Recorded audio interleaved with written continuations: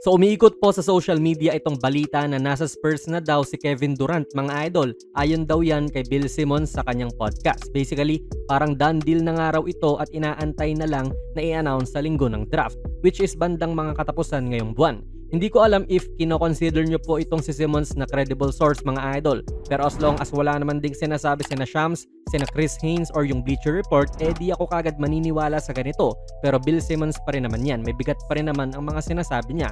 Pero yun nga, as of this moment na ginagawa ko ang video, I believe na hindi pa po Spur itong si KD. Kasi hindi pa naman sinasabi ni na Shams o yung iba pa. Lalo pa at wala naman ding players na involved pa at si KD pa lang yung nababanggit. Pero sige, i-ride natin itong rumor na ito, mga idol. At dahil wala pang involved na ibang players, try nating mag-conceptualize ng maaaring trade nga involving ang San Antonio Spurs. Una ay ito, ang matatanggap ng Phoenix ay package ni na Devin Vassell, Keldon Johnson at Malachi Branham.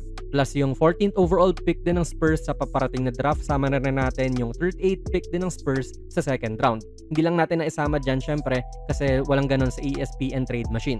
Tapos ang makukuha nga ng Spurs ay si KD. Position wise po ay hindi ito maganda para sa Phoenix kasi parehas pong dos si na Devin Booker at si Devin Vassell. May Branham ka pang makukuha. Si Keldon Johnson, ayan, maaaring maging pundasyon din yan sa masasabi mong rebuild ng Suns.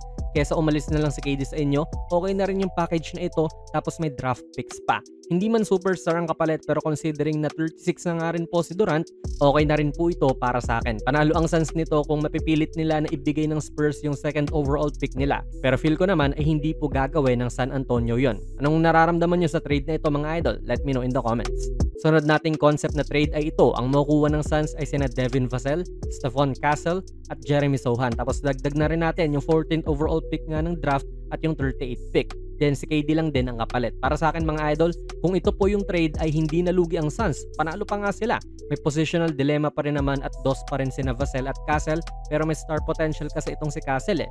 So ang dami talagang two guards ng Phoenix kung magkataon. May Bradley Beal pa sila na hindi nila matrade syempre. Pero kung value for value lang, pwedeng-pwede na talaga to. Tapos flip mo na lang si Vassell sa ibang team. Marami rin pong magkakagusto dyan kasi may Mikal Bridges na game itong si Devin Vassell eh. Kaya nga halos 30 million yung sweldo niya kasi mahusay din siya.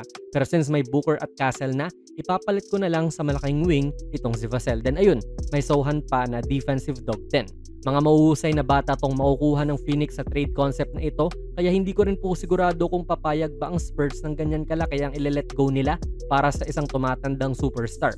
Pero may second overall pick pa rin naman sila at si Dylan Harper, ang pwede nilang kunin dyan na 2 o 3 naman din ang position. Feel ko naman din dapat hindi magpalugi ang Phoenix sa pag-trade nila kay KD.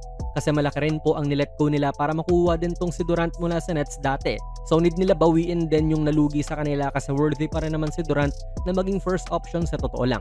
Tapos itatambal mo pa kay Wemby at Fox. Then may second overall pick pa kayo. So dapat maging greedy rin ang Phoenix dito kung gusto talaga makuha ng Spurs si Durant. And feel ko naman din bibigay itong Spurs sa tamang presyo para makabuo nga ng Big 3 at mag-contend sa Western Conference. Kaya magiging panibagong threat naman po ito, mga idol, kung sakali lang. At considering na magiging healthy din yung tatlong to. Sabay may production ka pa galing sa lottery pick mo. Feel ko safe naman din sabihin na pwedeng maging top 4 sa West itong Spurs kung sakali. Hindi ko sure if kaya ba niyan i-rival ang mighty na OKC Thunder, pero panigurado po ay makikipagsabayan sa Denver or Timberwolves to. May assets po ang Spurs na gawin ang trade and gawin nyo nang hindi nauubos ang mga bala nila. And sa tingin ko, magiging better din po na situation to para kay KD at lalaki ang chance niya na makapag-ring chase pa kapag kasama nga niya ang healthy na Wemby at De'Aaron Fox. Kaya sa inyo, mga idol, ano po ang masasabi nyo sa potential trade na ito? Ilagay nyo lang po ang inyong mga komento sa ating comment section. Kung nagustuhan nyo po ang ating video ay pakipindot na lang, idol, ng like button, mag-subscribe ka na rin sa ating channel. And ako nga pala si Jonas PB, and as always, hanggang sa muli.